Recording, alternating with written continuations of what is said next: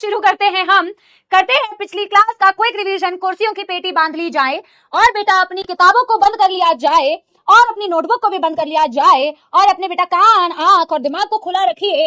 Yes, चलिए बेटा शुरू करते हैं। पेज पे हमने पढ़ा था बॉडी फ्लूइड्स के बारे में। हमने body fluids and it's circulation, body fluids जो होता है जैसे कि बेटा हो गया ब्लड और जैसे कि हो गया लिम्फ, इस तरीके के बॉडी फ्लूइड्स जो होते हैं कॉम्प्लेक्स ऑर्गेनिजम्स में मिलते हैं,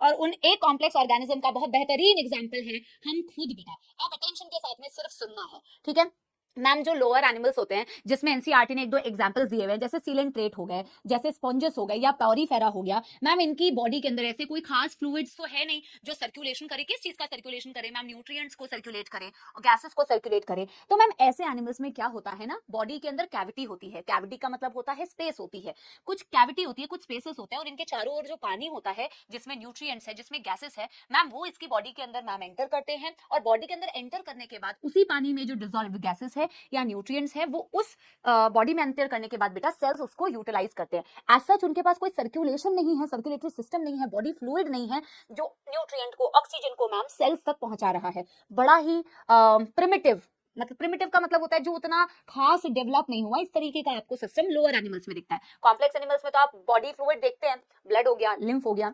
और बेटा उसी में हमने स्टार्ट किया था ब्लड के बारे में। ब्लड जो होता है उसके दो कंपोनेंट्स हैं, plasma that is the liquid part, that is the 55% part, and then बेटा you have formed elements which is the 45% part. Ma'am plasma की सबसे पहले बात करते हैं। जो 55% होता है आपके ब्लड का, ये जो प्लाज्मा होता है इसमें होता है नंबर 1 कंपोनेंट पानी 90 से 92%। नंबर 2 होते हैं प्लाज्मा प्रोटीन्स जो होते हैं 6 to 8%। इसमें होते हैं एल्ब्यूमिन्स जो सबसे हाईएस्ट होते हैं, ऑस्मोटिक बैलेंस मेंटेन करते हैं। लिम्फ पढ़ाऊंगी तो समझाऊंगी कैसे ऑस्मोटिक बैलेंस मेंटेन करते हैं। फिर होता है मैम इसके अलावा इनके पास globulins, alpha beta gamma. Gamma globulins are your immunoglobulins, antibody जो बॉडी में डिफेंस मैकेनिज्म में हेल्प करती है। फिर होते हैं मैम इनके पास fibrinogens and prothrombins, those are बेटा इन एक्टिव स्टेट में present in your plasma, inactive और सॉल्युबलाइज्ड फॉर्म में प्रेजेंट होती है। ये क्लॉटिंग प्रोटीन्स होती हैं जो आगे क्लॉट करने में मदद करेंगे। फिर होते हैं मैम इसके अलावा बहुत सारे सॉल्यूट्स जिसमें अलग अलग इलेक्ट्रोलाइट्स या आयंस दिखते हैं, सोडियम, पोटेशियम, कैल्शियम क्लोराइड, है ना।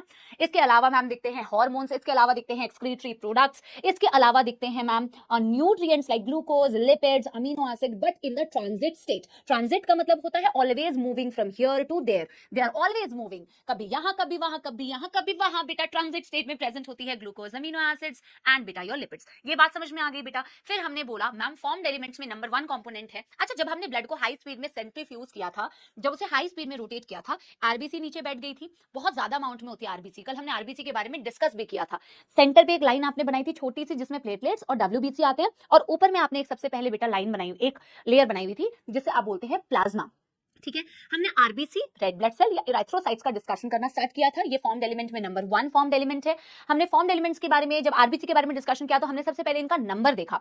इनका नंबर होता है बेटा 5 to 5.5 मिलियन पर एमएम क्यूब ऑफ ब्लड। अच्छा, सीरम के बारे में भी हमने बोला था। यस एब्सोल्युटली, हम बोलते हैं प्लाज्मा में से अगर हमने क्लॉटिंग फैक्टर्स हटा दिए तो वही बेटा सीरम बन गया। अच्छा मुझे एक बात बताओ, क्या सीरम को लिखने का एक और तरीका हो सकता है?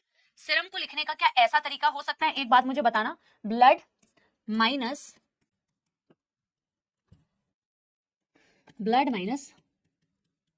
Formed element plus clotting factors. क्या हम सीरम को इस तरीके से भी लिख सकते हैं? हमने कल लिखा था प्लाज्मा में से क्लॉटिंग फैक्टर्स हटा दिए, क्लॉटिंग फैक्टर्स हटा दिए बेटा प्लाज्मा में से, तो वो आपका सीरम बन गया। क्या सीरम को हम ऐसे भी लिख सकते हैं बेटा कि blood minus clotting proteins plus formed elements? क्या लिख सकते हैं बेटा ऐसे? क्या लिख सकते हैं? बिल्कुल लिख सकते हैं, क्योंकि मैम ब्लड में से जब फॉर्म्ड एलिमेंट्स माइनस करते हैं तो मैम फॉर्म्ड एलिमेंट्स माइनस करने से वो बन जाता है प्लाज्मा, और हमने साथ के साथ उसमें से क्लॉटिंग फैक्टर्स भी माइनस कर दिए, तो प्लाज्मा माइनस क्लॉटिंग फैक्टर्स हो गया, वही तो सीरम होता है। अरे न्यू नो क्यों नहीं? अरे भाई, प्लाज्मा क्या होता है? प्लाज्मा होता है ब्लड माइनस फॉर्म्ड एलिमेंट्स, होता है या नहीं? अब अगर मुझे इसी को बेटा सीरम में कन्वर्ट करना है तो मैं फॉर्म्ड एलिमेंट्स के साथ साथ में एक और चीज माइनस कर दूंगी ना, क्लॉटिंग फैक्टर्स। नलायकों, बेसिक मैथमेटिक्स माइनस लगा दिया तो दिमाग की बत्ती गुल हो गई। मेथ्स में तुम्हारे हाथ पैर में मेहंदी लग जाती है। Very bad, your answer hurt me. आगे सुनो, फिर हमने बोला आरबीसी जो होती है मैम 5 से 5.5 मिलियन पर MM cube of blood, RBC सबसे ज्यादा, फिर बेटा होगी डब्ल्यूबीसी, नहीं फिर होगी प्लेटलेट्स और फिर होती है डब्ल्यूबीसी। आज मैं उसके नंबर्स भी आपको बताऊंगी, ठीक है।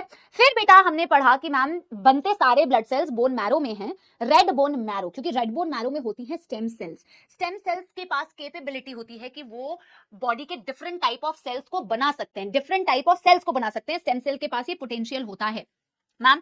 उसी स्टेम सेल से आगे जाके आरबीसी भी बनते हैं, आगे जाके मैम प्लेटलेट्स भी बनती हैं, आगे जाके मैम डब्ल्यूबीसी भी बनते हैं। ये सारे मैम उन्हीं स्टेम सेल जो मदर सेल है जो कि आपके रेड बोन मैरो में प्रेजेंट है, वो वहीं से सारी चीजों का फॉर्मेशन होता है लॉन्ग बोन्स में red bone marrow. Ma'am red blood cell जब हम एम्ब्रियो होते हैं ना, तो सबसे पहले हमारी एक योग साक नाम की स्ट्रक्चर होती है जो हम ह्यूमन रिप्रोडक्शन में पढ़ेंगे। योग साक में आरबीसी बनना सबसे पहले चालू होती है, फिर बेटा लिवर में बनता है, स्प्लीन में बनता है लेट एम्ब्रियोनिक स्टेज में, और मैम आफ्टर बर्थ हमारे red bone marrow of long bones में आरबीसी बनती है। यस एवरीवन, ये बात सबको समझ में आई, हाँ या ना?